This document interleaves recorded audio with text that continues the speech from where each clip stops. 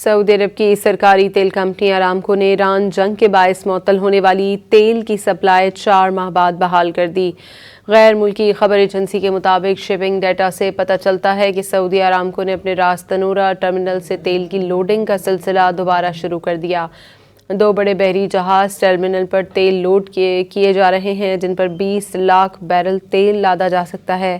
امریکہ ایران جنگ کے باعث ارامکو نے 8 مارچ کے بعد سے راس تنورہ ٹرمینل سے لوڈنگ بند کر کے اپنی تمام برآمدات کو ینبع بندرگاہ منتقل کر دیا تھا۔ سعودی عرب کی سرکاری تیل کمپنی ارامکو نے ایران جنگ کے باعث معطل ہونے والی تیل کی سپلائی 4 ماہ بعد بحال کر دی۔ غیر ملکی خبر ایجنسی کے مطابق شپنگ ڈیٹا سے پتہ چلتا ہے کہ سعودی ارامکو نے اپنے راس تنورہ ٹرمینل سے تیل کی لوڈنگ کا سلسلہ دوبارہ شروع کر دیا۔ 2 بڑے بحری جہاز ٹرمینل پر تیل لوڈ کیے جا رہے ہیں، جن پر 20 لاکھ بیرل تیل لادا جا سکتا ہے۔